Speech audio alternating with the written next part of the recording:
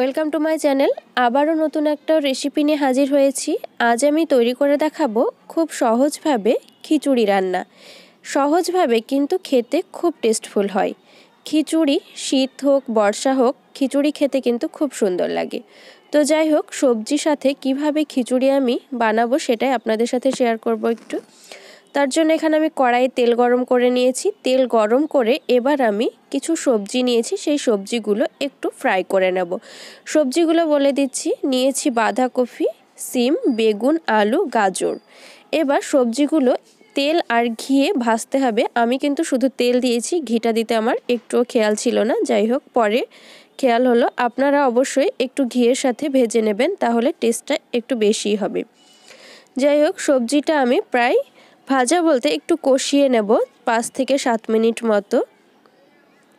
যতক্ষণ সবজিটা ভাজছি ততক্ষণে বলি, আমার রেসিপিটা যদি ভালো লাগে অবশ্যই লাইক করবেন, কমেন্ট বক্সে জানাবেন। আরও নতুন নতুন ভিডিও পেতে বা রেসিপি পেতে আমার চ্যানেলটিকে প্লিজ সাবস্ক্রাইব করবেন ও পাশে থাকা বেল আইকনটা অবশ্যই ক্লিক করবেন এবং অল করে দেবেন, তাহলে সমস্ত রান্নার আপডেট আপনি সবার আগে পাবেন। এবার আমি 3 চামচ মতো একটা বাটা পেস্ট দিয়ে দিলাম। এখানে আমি নিয়েছিলাম আদা, রসুন আর জিরেকে একসাথে আমি পেস্ট করে নিয়ে 3 চামচ মতো দিয়ে দিলাম। এবার এক এক করে আমি গুঁড়ো মশলাগুলো দিয়ে দেব। দিয়ে দিলাম 1 চামচ মতো হলুদ, 1 চামচ মতো ধনে গুঁড়ো দেবো আর 1 চামচ মতো দিলাম লঙ্কা গুঁড়ো। এখানে ঝালটা আমি কাঁচা লঙ্কা ইউজ করব, তার জন্য 1 চামচ মতোই শুকনো লঙ্কার গুঁড়ো দিলাম। আর স্বাদ মতো আমি নুনটা দেব পরে। এখন আমি আপাতত 1 চামচ মতো নুন দিলাম। এবার মশলাটা খুব ভালোভাবে কষিয়ে নেব সবজিগুলোর সাথে। এবার আমি চাল নিয়েছিলাম, ভাতের চাল। চালটা ধুয়ে ঝরঝরে করে নিয়েছিলাম। তারপরে চালগুলো আমি দিয়ে দিলাম। এবার আমি ছোলার ডাল নিয়েছি, ছোলার ডালটা ধুয়ে একসাথে সবগুলোই দিয়ে দিলাম। এই অবস্থায় আবারও প্রায় 10 মিনিট মতো আমি কষিয়ে নেব। সমস্ত সবজি ও চালটা একটু ভাজা হবে, এমনকি কষানো হয়ে যাবে। সমস্ত কিছু আমি খুব ভালোভাবে কষে নিচ্ছি। আমি যেভাবে রান্না করছি সেম প্রসেসে আপনারা খিচুড়ি রান্না করে একবার খাবেন, দেখবেন বারবার আমার মতো করে রান্না করে খেতে ইচ্ছে করবে। তো যাই হোক, এবার আমি একটা বড় পেঁয়াজকে কুচিয়ে নিয়েছিলাম, সেই পেঁয়াজ কুচিটা আমি দিয়ে দিলাম। আর আমি চেরা কাঁচা লঙ্কা নিয়েছি। খিচুড়ি মানেই অবশ্যই ঝাল না হলে কিন্তু খেতে একদমই ভালো লাগে না, তাই খিচুড়িতে আমরা একটু ঝালটা বেশি খাই। তো যাই হোক, এবার আমি যে যেমন ঝাল খেতে পছন্দ করবেন সে তেমন ঝালটা দেবেন। খুব ভালোভাবে কষানো প্রায় হয়ে গেল। এবার গ্যাসটা অফ করে দেব। অন্যদিকে আমি এই যতটা চাল ডাল নিয়েছি তার পরিমাণে জল গরম করতে বসিয়ে দিয়েছি একটা পাত্রে। জলটা গরম প্রায় হয়ে গেছে। এবার আমি ওই ভেজে রাখা সবজি, চাল ডাল এই গরম জলে আমি দিয়ে দেব। জলটা আগে থেকে বসিয়ে দিয়েছিলাম। এবার আমি ওই সবজি আর চাল ডালগুলো দিয়ে দিচ্ছি। সবগুলো ঢেলে দিয়ে ফিরে আসছি। সবগুলো দেওয়া হয়ে গেল। এবার আমি সেদ্ধ করে নেব। যতক্ষণ না পর্যন্ত সেদ্ধ হচ্ছে ততক্ষণ পর্যন্ত আমি রান্না করে নেব। গ্যাসটা মিডিয়াম আঁচে রাখতে হবে। জলটা আমি একটা আইডিয়া মতো দিলাম, আপনারা একটু নিজের আইডিয়া মতো জলটা দিয়ে দেবেন।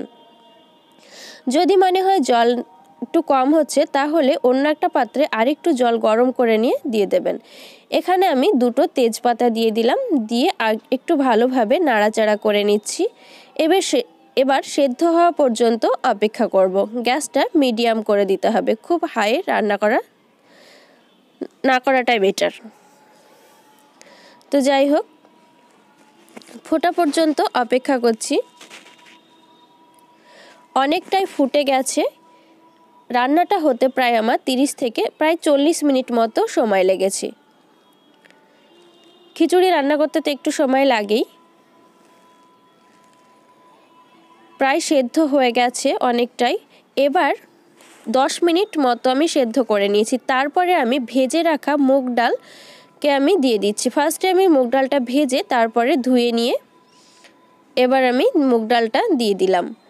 10 মিনিট সেদ্ধ করার পর মুগ ডালটা দিলাম, তার কারণ মুগ ডালটা একদমই যাতে গলে না যায়। আবারও আমি এবার পুরোটাই নুনটা দিয়ে দিচ্ছি স্বাদ মতো, যতটা নুন প্রয়োজন ততটা আমি নুনটা দিয়ে দিলাম। আবারও খুব ভালোভাবে নাড়াচাড়া করে নিচ্ছি। প্রায় অর্ধসেদ্ধ হয়ে গেছে। এই অবস্থায় আমার মনে হলো আর একটু জল দিতে হবে, তাই আমি জলকে একটু গরম করে নিয়ে দিয়ে দিলাম। একটু ভালোভাবে নাড়াচাড়া করে নিচ্ছি। পুরোটা সেদ্ধ হওয়া পর্যন্ত অপেক্ষা করব। তার আগে আমি কিশমিশ কিছুটা দিয়ে দিলাম। আবার একটু ভালোভাবে নাড়াচাড়া করে নিচ্ছি। প্রায় হয়ে গেছে খিচুড়িটা রান্না, সেদ্ধ হয়ে গেছে এবং একটা গ্রেভি গ্রেভি ভাবও হয়ে গেছে। দেখুন, খুব শক্ত খিচুড়ি না করে একটু নরম নরম খিচুড়িটাই কিন্তু খেতে বেশি টেস্টফুল হয়। তো যাই হোক, খিচুড়িটা পুরোটাই সেদ্ধ হয়ে গেছে। এবার আমি নামানোর আগে 2 চামচ মতো ঘি ছড়িয়ে দিচ্ছি। খিচুড়িতে ঘি দিলে কিন্তু একটু টেস্টটা বেশি হয়। সবজিটা রান্না করার সময় আপনারা একটু ঘি দেবেন, আমার দিতে একটু মনে ছিল না। তো যাই হোক, তৈরি হয়ে গেল একদম পারফেক্টভাবে খিচুড়ি রান্না।